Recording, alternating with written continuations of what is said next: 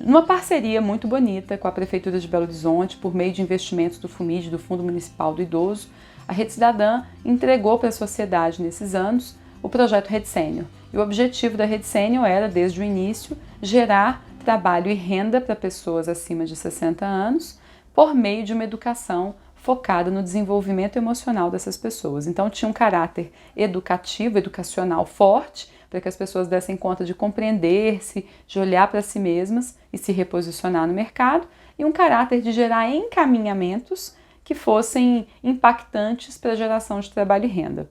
Essa experiência foi incrível. Nesse trabalho, a minha função era criar as alianças estratégicas com o mundo corporativo, para as vagas chegarem, para as oportunidades de trabalho chegarem. E nesse projeto já havia desde o início uma premissa de que as pessoas não têm que se relacionar com o trabalho só por meio da empregabilidade. Então o projeto tinha 3 eixos: empregabilidade, empreendedorismo e voluntariado, permitindo que os sêniores e as pessoas participantes tivessem saídas diferentes de acordo com as suas necessidades, seus desejos e os potenciais de absorção do mercado.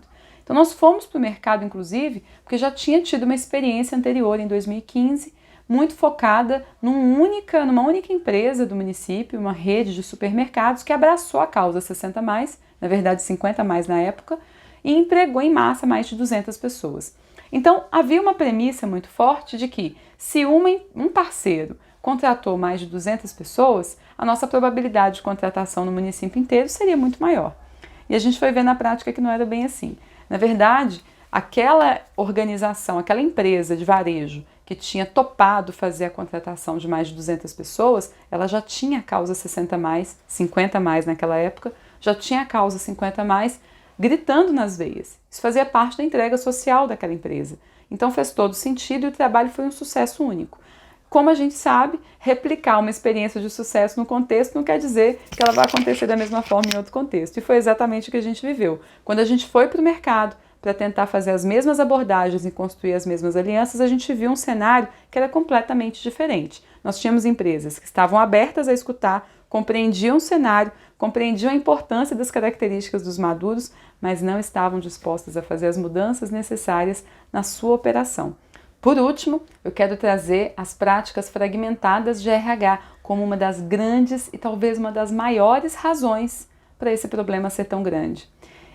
Essa experiência que eu acabei de citar com a Rede Cidadã mostrou isso claramente. Muitas vezes nós encaminhávamos as pessoas para processos seletivos depois de já ter feito pré-seleções, treinamentos, uma comunicação profunda com os executivos da empresa, com a linha de operação, nível tático. Então tinha todo um alinhamento, mas ainda assim, quando as pessoas conseguiam, enfim, chegar no processo seletivo, elas não conseguiam avançar. A gente foi percebendo, especialmente no primeiro e no segundo semestre do projeto, uma taxa baixíssima de aproveitamento dos processos seletivos, porque a gente começou a entender que na prática aquela distância entre o perfil das pessoas, os desejos e expectativas era enorme com relação ao que a empresa de fato queria e estava disposta a oferecer. Da mesma maneira que a gente estava investindo em desenvolver os aspectos emocionais das pessoas como base para que elas dessem conta do mundo do trabalho, seria importante trabalhar com a estrutura do RH das empresas para que elas conseguissem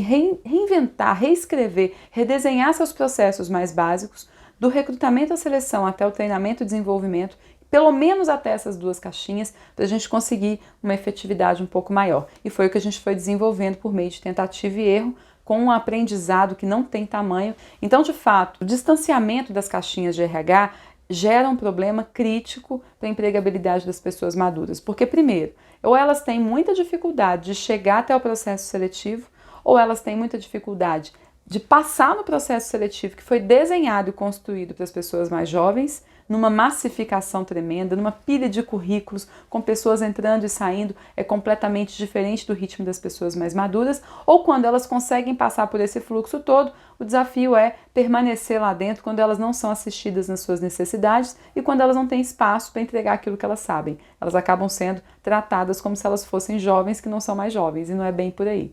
Então, redesenhar, integrar e fazer o RH ser realmente estratégico, transformar ele sob uma ótica sistêmica em um processo que converse numa engrenagem que de fato funcione, que a partir daí dialogue com a estratégia da organização, é fundamental, porque diferente disso, a gente vai continuar brigando contra os indicadores sociais que a gente quer alcançar e os processos dos quais a gente não consegue superar.